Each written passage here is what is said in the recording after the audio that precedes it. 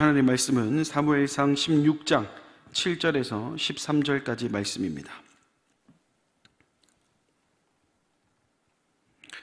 제가 보는 성경으로 구약 433면에 있는 사무엘상 16장 7절에서 13절까지의 말씀을 한 절씩 교독하고 마지막 13절은 함께 읽도록 하겠습니다.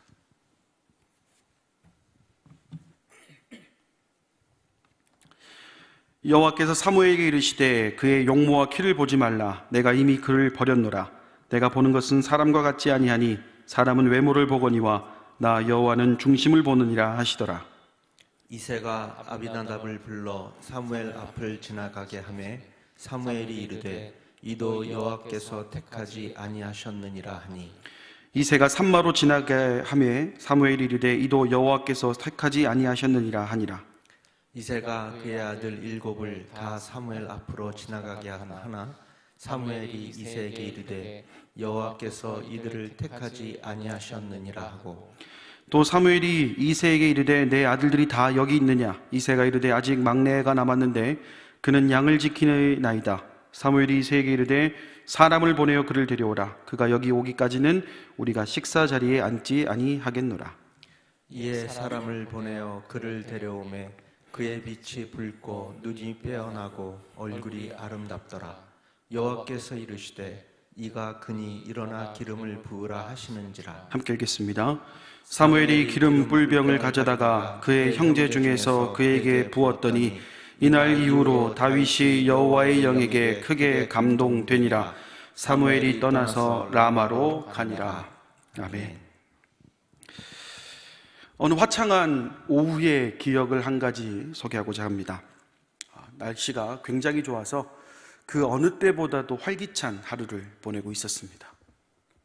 그런데 한 통의 전화를 받게 되었습니다. 그런데 그 전화의 내용이 무엇이냐 했더니 포항에 계시는 부모님께서 인천으로 올라오신다라는 내용의 전화였습니다. 저희 집에는 비상이 걸렸습니다. 아마 결혼하신 분들이라면 또는 집에 중요한 손님을 모셔본 분들이라면 왜 비상이 걸렸는지 아실 겁니다. 그리고 그 비상의 가장 큰 쟁점은 바로 청소에서 비롯됩니다. 부모님이 올라오셨을 때에 보여지는 집의 모습이 평소에 우리의 모습을 대변할 수도 있겠다라는 그런 긴장감이 다가오게 되는 것이죠.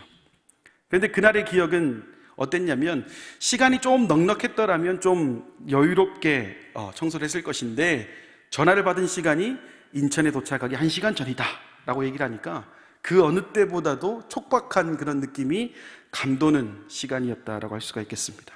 그러다 보니 어떻겠습니까? 그 어느 때보다도 분주하게 움직이기 시작합니다. 혹시나 청소가 안 된 부분은 없을까 꼼꼼하게 움직이면서 청소를 하게 됩니다. 그리고 부모님이 가장 많이 앉으셨던 자리가 어딘지를 보고 그 공간들부터 정리하기 시작하죠. 그리고 거실에 앉았을 때에 눈에 거슬리는 건 없는 건지, 그리고 직접 부모님이 앉았을 때에 보이는 자리들이 정리가 잘 돼 있는지, 아무튼 여러 가지 방법을 동원해서 정리하기 시작을 합니다. 그리고 평소에는 신경도 안 쓴 부분이지만 혹시나 만져보진 않을까 그런 노심초사하며 쓸고 닦습니다. 아마 이런 모습은 저희 가정만의 모습은 아닐 것 같습니다. 물론 좀 오해가 없었으면 좋겠습니다. 저희 가정 늘 깨끗한 상태지만 조금 더 깨끗하게 하겠다, 이런 의미를 담고 있는 것이죠. 그런데 이렇게 청소를 하다 보면 문득 드는 생각이 있습니다. 어떤 생각이 드느냐? 생각보다 정리할 것이 많다는 겁니다. 생각보다 비워내야 될 것이 많습니다. 잘 아시다시피 우리가 사는 집은요, 언제나 우리가 살던 집입니다. 그리고 우리가 살면서 크게 불편함을 느낀 적이 없는 공간이 우리의 집입니다. 그런데 막상 청소를 하려고 시작을 하다 보면 왜 그렇게 청소할 때가 많은지요. 버려야 될 것도 많고 쌓여있는 먼지도 많고, 아무튼 청소는 그런 것 같습니다. 그런데 이와 같은 청소가 가만히 생각해 보면 어떤 특정 장소에만 국한되어 있는 것 같지는 않습니다. 바로 우리 마음도 이러한 청소가 필요하다라는 것이죠. 집과 마찬가지로 평소와 다름없는 내 속에 있는 마음입니다. 전혀 비워낼 것이 없을 것만 같은 우리의 마음도 막상 정리하려고 열어보면 생각보다 비워내야 될 것들이 많다라는 것이죠. 그래서일까요? 다 비워진 줄 알았는데 어느새 마음 한켠에 자리 잡고 있던 여러 가지 생각들에서부터 씻고 싶은 추억들, 지우고 싶은 기억에 이르기까지 생각해보면 떠오르는 것들이 너무나 많은 것 같습니다. 집이 됐든 마음이 됐든 청소가 필요한 이유는 다른 것이 아닌 것 같습니다. 그만큼 오래 살아왔다라는 것이고, 그리고 그 오랜 시간을 보내면서 참 많은 것들이 우리를 거쳐갔다라는 것을 의미하는 것이죠. 그런데 문제는 집이든 마음이든 비워내지 못하면, 청소하지 않는다면 고이고 고인 것들에 의해서 어지럽혀지고 더러워진다라는 것입니다. 집을 청소하는 것, 어쩌면 집 안에 있는 물건들을 다 빼내기만 해도 해결이 될 것만 같은데 우리의 마음은 도무지 그렇지 않다라는 겁니다. 그러다 보니 우리의 생각들이 이 마음의 정리가 되지 않은 것들 때문에 좀 피폐해지는 것이 사실입니다. 작은 것에도 상처를 받게 되고요, 어지럽혀집니다. 분명 처음에는 안 그랬는데 어느새 더러워진 우리의 마음을 마주하고 있노라면 자괴감까지 드는 것이 사실입니다. 아무래도 정리가 필요해 보입니다. 과연 우리의 마음을 정리하고 비워내는 방법에는 어떤 것들이 있을까요? 오늘 저와 여러분 나누는 본문의 말씀은 바로 이와 같은 질문에서부터 출발하게 됩니다. 오늘 저와 여러분이 나누는 본문의 말씀은 이스라엘의 왕으로서 하나님의 말씀에 순종하지 않아 결국 버림을 당하고 말았던 사울의 뒤를 이을 왕을 찾아 나서는 사무엘의 모습에서부터 시작하게 됩니다. 그리고 그 과정에서 하나님의 명령에 따라 베들레헴 사람 이새를 찾아가게 되고, 그곳에서 화려한 용모를 자랑하는 엘리압을 만나 기뻐하는 사무엘에게 하나님의 뜻과 방향이 무엇인지를 말씀해 주는 것이 오늘 7절 말씀, 본문 말씀의 출발점이라고 할 수가 있겠습니다. 함께 7절 말씀을 읽어보도록 하겠습니다. 여호와께서 사무엘에게 이르시되 그의 용모와 키를 보지 말라. 내가 이미 그를 버렸노라. 내가 보는 것은 사람과 같지 아니하니 사람은 외모를 보거니와 나 여호와는 중심을 보느니라. 아멘. 여기서 우리가 주목해야 될 부분은 바로 용모와 키라는 단어를 좀 주목해 볼 필요가 있습니다. 왜 주목해야 되냐면 이 용모와 키라는 것이 이 앞의 왕, 사울 왕의 이야기에서도 연결되는 부분이기 때문입니다. 사무엘상 10장 23절 말씀 보면 이렇게 기록하고 있습니다. 그들이 달려가서 거기서 그를 데려오매 그가 백성 중에 선이 다른 사람보다 어깨 위만큼 컸더라. 자, 이 말씀은 다른 것이 아닙니다. 이스라엘 백성들이 사울 왕을 보고 마음에 들었던 이유가 무엇인지를 설명하는데요, 곧 용모와 키였다라는 겁니다. 그럼 자연스럽게 어떤 이야기로 이어질까요? 다윗이 이 자리에 오지 못한 이유가 무엇인지를 설명하는 겁니다. 곧 용모와 키가 다른 형들에 비해 많이 부족했기 때문에 오지 못했다라는 것이죠. 아니, 엄밀히 말하자면 이 자리에 초대받을 자격조차 얻지 못했다라는 겁니다. 고작 용모와 키가 부족했기 때문에 말입니다. 여기서 우리가 생각해 봐야 될 것은 다윗의 입장이 되어 보는 겁니다. 내가 만약 다윗이라면 이 상황에 어떤 마음이 들었을까라는 부분입니다. 사무엘상 16장 1절 하반절 말씀 보면 이렇게 기록하고 있습니다. 내가 너를 베들레헴 사람 이새에게로 보내리니 이는 내가 그의 아들 중에선 한 왕을 보았느니라 하시는지라. 자, 여기서 말하는 왕을 보았느니라 하는 표현을 히브리어 원어로 한번 살펴봤더니 선택하였고 준비하였다라는 의미를 종합적으로 담고 있는 라이티라는 단어를 사용하고 있습니다. 그렇다는 것은요, 사무엘이 이새의 집에 가서 누군가를 선택하고 결정하는 것이 아니라 하나님께서 이미 선택하셨고 그 선택을 위해 준비한 사람에게 기름만 부으면 되는 것이 사무엘의 역할이라는 겁니다.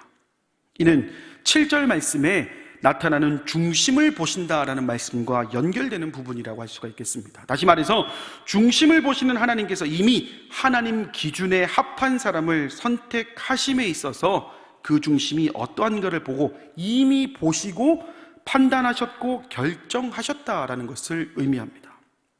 그리고 이 모든 것들을 다 차치하고서도 이새의 입장에서 자신의 아들들을 가려가면서까지 굳이 사무엘에게 보일 필요가 없었다라는 겁니다. 왜냐하면 하나님의 말씀이 용모와 키를 통해서 보겠다라고 처음부터 그렇게 말씀하지 않았다라는 겁니다. 뭐라고 되어 있습니까? 그의 아들 중에서 한 왕을 보았느니라. 이세의 아들이 한 명이냐 여러 명이냐가 중요한 것이 아니라 그 중에 왕이 있다라는 것이죠. 하지만 이세는요, 가문의 역사를 바꿀 만한 그 사건 앞에 본질을 이해하지 못했습니다. 그 어디에서도 다윗을 배제할 만한 이유를 찾을 수 없다라는 것이죠. 여러분, 한 가지 예를 한번 들어볼까요? 우리가 회사에 면접을 본다고 한번 가정해 봅시다. 수많은 사람들이 회사에 지원하더라도 결국 뽑히는 사람은 어떤 사람이 뽑힙니까? 회사의 임원들이 뽑습니다. 회사의 사장이 뽑습니다. 내가 아무리 명문대 출신이고 스펙을 화려하게 가지고 있다 할지라도 그 결정권자는 내가 아니라는 점에 있다는 것이죠. 그럼 어떻게 해야 되겠습니까? 그 회사의 기준에 맞춰야 합니다. 회사가 원하는 것이 무엇인지 사전에 꼼꼼하게 준비해야 됩니다. 보여줄 수 있는 것이 더 없는지 찾아보고 전부 다 보여줘야 됩니다. 하지만 이새의 모습을 보면 그렇지 않다라는 것이죠. 아니, 이스라엘 모든 사람들이 그렇지 않았다라는 겁니다. 이쯤 되면 다윗의 상황을 살펴보지 않을 수가 없습니다. 11절 말씀 보면, 또 사무엘이 이새에게 이르되 내 아들들이 다 여기 있느냐? 이새가 이르되 아직 막내가 남았는데 그는 양을 지키나이다. 사무엘이 이새에게 이르되 사람을 보내어 그를 데려오라. 그가 여기 오기까지는 우리가 식사 자리에 앉지 아니하겠노라. 이새의 여러 아들들이 번번이 기준에 미치지 못하자 사무엘이 이새에게 묻습니다. 더 이상 아들이 없느냐라고 묻습니다. 그도 그럴 것이, 하나님께서는 이새의 아들 중에서 왕을 삼겠다고 했는데 지금까지 살펴봤던 아들 중에는 그 기준에 미치는 자가 없었기 때문에 그렇다라는 겁니다. 그러자 이새가 뭐라고 얘기합니까? 막내가 남아있다. 그리고 그 막내는 지금 양을 지키고 있다라고 이야기하고 있습니다. 여기서도 이새의 마음이 여실히 드러나게 됩니다. 다윗의 상황을 말하는 표현인 지키나이다, 이 단어를요, 히브리어 원어로 한번 살펴봤더니 풀을 뜯다라는 뜻을 가진 라라는 단어를 사용하고 있습니다. 그렇다는 것은요, 지금 다윗이 양을 지키기 때문에 이곳에 오지 못하는 것이 아니라 다윗이라는 사람은 그저 풀을 주는 것 말고는 할 수 있는 것이 없는 사람이다. 이새가 지금 단정지었다라는 겁니다. 그런 사람이 왕이 될 수 있겠습니까? 오히려 반문하고 있다라는 것이죠. 물론 어린 나이였기 때문에 용모와 키가 준수하지 않아서 그냥 아버지 입장에서는 풀을 주는 것 말고는 할 수 없을 것이다, 할 수 없는 사람이다라고 보일 수도 있었을 것입니다. 하지만 그런 대우를 받았던 다윗의 심정은 어땠겠습니까? 물론 성경이 기록하고 있지 않기 때문에 단언해서 말할 수 없겠지만 제가 한번 생각을 해봤습니다. 다윗의 입장에서 이런 대접을 받았을 때, 이런 취급을 받았을 때 어땠을까를 한번 생각해 보았습니다. 일단 첫 번째로 양이 눈에 들어오지 않았을 겁니다. 잘 들리진 않았겠지만 시시각각 집에서 들려오는 소리가 어떤지를 귀를 기울였을 것 같습니다. 그리고 우리 집을 지나가는 사람들이 혹시나 우리 집 이야기를 하지 않을까 귀를 기울였을 것 같습니다. 들리지 않아도 들으려고 막 애를 썼을 것 같아요. 만약에 지금처럼 스마트폰이 좀 발달한 사회였다면 이 정도 빅 이벤트면 유튜브에서 생중계할 거잖아요. 그러면 양을 지키는 것이 아니라 그 화면에만 집중하고 있었을 것 같습니다. 아니요, 제가 다윗의 입장이라고 생각해 봤더니 양을 지키는 것이 뒷전에 있을 것 같다라는 생각이 들었다라는 겁니다. 그런데요, 가만히 생각해 보면 다윗의 마음도 저와 다를 바가 없을 것 같다라는 생각도 조심스럽게 들었습니다. 왜냐하면 다윗이나 저나 같은 성정을 가진 인간이기 때문에 그렇다라는 겁니다. 그리고 이와 같은 모습은 다윗에게만 국한되는 것이 아니라 저에게만 국한되는 것이 아니라 우리도 살아가다 보면요, 이처럼 서운한 일들을 마주할 때가 많다라는 겁니다. 그리고 우리가 서운한 일을 겪으면, 힘든 일을 겪으면 우리는 뭐라고 얘기합니까? 시험에 들었다라는 표현으로 현재의 감정을 호소하게 됩니다. 나는 그럴 의도가 전혀 없었는데 외부의 것들이 나를 힘들게 했다. 내가 시험 드리는 그런 사람이 아닌데 자꾸 주변에서 나를 유혹하고 힘들게 하다 보니까, 나를 서운하게 하다 보니까 내가 시험에 들었다, 이렇게 얘기하지 않습니까? 또는 사람과 사람 사이의 만남에 있어서도 동일하게 나타납니다. 한 가지 또 예를 한번 들어볼까요? 우리가 같은 말을 들어도요, 전혀 다른 결과가 나타날 때가 있습니다. 예를 들어서, 야, 너 이거밖에 못해? 너 왜 그랬어? 이런 이야기들 있지 않습니까? 상황에 대한 반응들, 이런 반응들은 참 아이러니하게도요, 듣는 사람이 기분 좋을 때는 그냥 장난으로 넘깁니다. 그러나 듣는 사람들이 기분이 나쁠 때 어떻습니까? 그 얘기를 듣는 순간부터 소모되는 감정의 양은 어마어마하다는 겁니다. 분명 나는 농담으로 이야기한 건데 이 이야기를 듣는 상대방은 자신의 기분에 따라서 받아들이는 감정의 깊이가 다르다는 것. 아마 우리 성도님들 많이 경험해 보셨던 일들일 겁니다. 어쩌면 모든 형들이 사무엘 선지자를 만나러 가는 상황만 놓고 봤을 때 모든 사람들이 용모와 키를 보기 때문에 다윗의 입장에서는 그 기준에 미치지 못한다는 이유로 당연히 자신은 가지 못했을 것이다 라고 생각했을 수도 있을 것입니다. 하지만 반대로 생각해 본다면 다윗의 감정선에 문제가 있었더라면, 혹은 용모와 키가 미치지 못하는 것 때문에 늘 스트레스를 받는 상황이었다면 아마 이것을 받아들이지 못했을 거라는 겁니다. 오늘 본문이 기록하고 있는 다윗의 모습은 어떻습니까? 우리가 흔히 예상되는 상황이 아니라 뭘 하고 있습니까? 양을 지키고 있다는 거예요. 궁금한 마음도 있었을 것이고 스트레스도 분명히 있었을 것 같습니다. 그런데 양만 지키고 있다는 겁니다. 형들이 다 테스트 받으러 갔는데 혼자 양만 지키고 자신의 모습을 보며 얼마나 초라한 느낌이 들었을 것겠습니까? 그러나 다윗은 양을 지키고 있다는 겁니다. 여전히 양을 지키고 있었고 그 자리를 떠나지 않았습니다. 그럼 여기서 우리는 궁금해집니다. 다윗이 모든 사람들이 충분히 느낄 만한 감정을 표현할 수 있었음에도 불구하고 묵묵히 자신의 자리를 지킬 수 있었던 이유가 무엇이냐라는 겁니다. 저는 그 해답을 다윗의 마음에서 찾을 수 있었습니다. 하나님을 향한 다윗의 마음을 가장 잘 표현한 말씀이 무엇이냐라고 물어본다면 단연 시편 23편을 들 수 있습니다. 아마 많은 성도님들이 자신의 신앙 고백이라 할 수 있을 정도로 암송도 하고 사랑하는 말씀이 시편 23편입니다. 그 시편 23편 1절에서 이렇게 고백하고 있습니다. 여호와는 나의 목자시니 내게 부족함이 없으리로다. 어쩌면 이 한 절로 다윗의 마음이 어떤 상태인지 결론을 지을 수 있을 것 같습니다. 여기서 우리가 주목해야 될 표현은 무엇이냐? 내게 부족함이 없으리로다 하는 표현입니다. 이 말씀을요, 히브리어 원어로 한번 또 살펴봤더니 어떤 의미를 갖고 있느냐? 간신히 부족한 정도에서 벗어난다는 의미를 넘어서서 매우 넉넉하고 풍족하여 부족함과는 아무런 관계가 없다라는 뜻을 가지고 있다는 겁니다.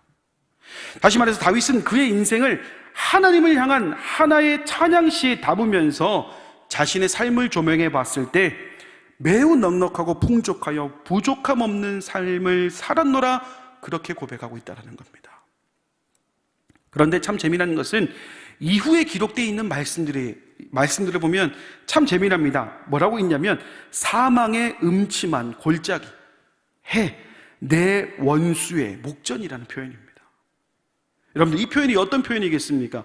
다윗 스스로가 여호와는 나의 목자시니 내게 부족함이 없으리로다 라고 고백은 했지만 그의 인생을 돌아봤을 때에 사망의 음침한 골짜기도 있었고 해도 있었고 원수의 목전에 서는 일들도 있었다라는 겁니다.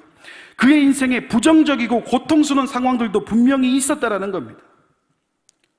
단순히 보여지기 위한 가식적인 모습으로 보일 수도 있겠지만 그런 모든 것들이 있었음에도 불구하고 자신의 인생을 회고해 보았을 때에 매우 넉넉하고 풍족하여 부족함과는 거리가 먼 인생이다라고 고백하고 있다는 겁니다.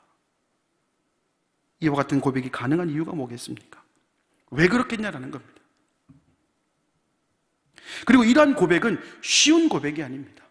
당장 우리의 삶을 한번 되돌아보십시오. 여러분, 코로나19로 인해서 우리 삶이 얼마나 힘들었습니까? 우리 인생이 사망의 음침한 골짜기를 걷는 것과 같은 인생 아니었습니까? 우리에게 이롭지 못한 부분에서부터 나와 늘 갈등의 자리에 있는 사람에 이르기까지 단 한순간도 여러분 우리 인생을 조명했을 때에 쉬운 인생이다, 넉넉한 인생이다 표현할 수 있습니까? 이때 누군가가 여러분의 삶에 대해 질문합니다. 그럴 때 내게는 부족함이 없었습니다, 이렇게 고백할 수 있는 사람 몇이나 되겠냐는 겁니다. 다윗이 말하는 사망의 음침한 골짜기, 내 원수의 목전은 그가 살아온 전반에 대한 이야기이며, 동시에 오늘 본문이 기록하고 있는 사무엘상 16장 이스라엘의 다음 왕을 선택하는 그 순간에도 동일하게 느낀 감정이라는 겁니다. 아무도 인정해 주지 않았습니다. 묵묵히 양만 지켜야 됐던 그 상황이 어떻게 매우 넉넉하고 풍족하여 부족함과는 아무런 관계없는 삶이었겠냐라는 겁니다. 하지만 그는 묵묵히 그가 걸어야 할 길을 걸었다라는 것입니다. 그럼 그 방법이 무엇이었겠냐는 겁니다. 저는 이 질문에 대한 해답 역시 시편 23편의 말씀에서 찾을 수 있었습니다. 그가 부족함이 없었던 이유, 바로 여호와는 나의 목자시니라는 겁니다. 여기서 말하는 여호와라는 하나님의 이름은 하나님의 백성들을 선택하셔서 언약을 맺으시며 그 언약을 신실하게 지키시는 분임을 강조할 때 쓰는 표현이 여호와라는 이름입니다.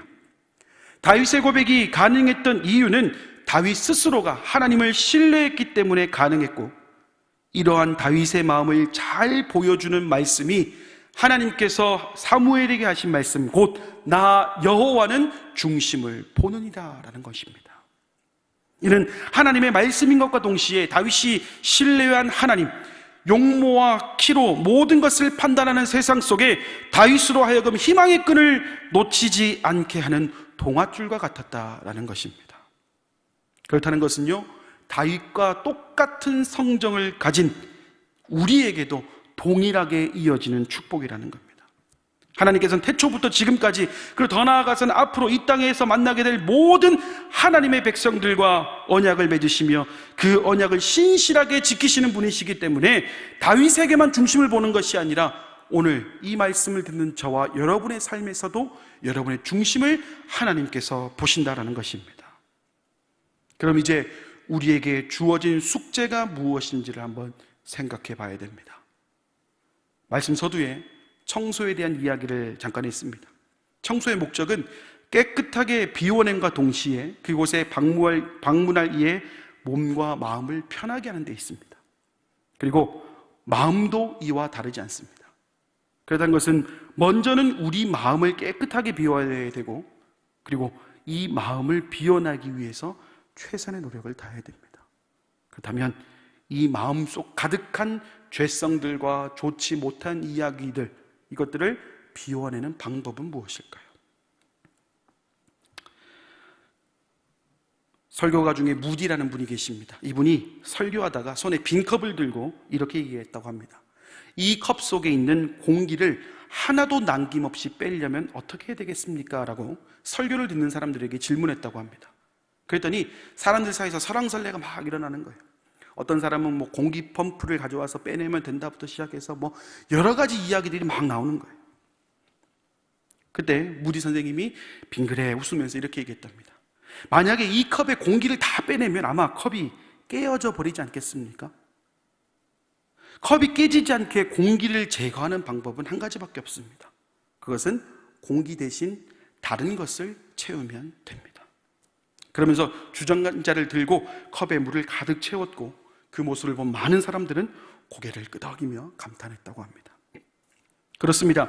지금 우리의 마음을 깨끗하게 비워내기 위해서는 그것을 다른 것으로 채워야 됩니다.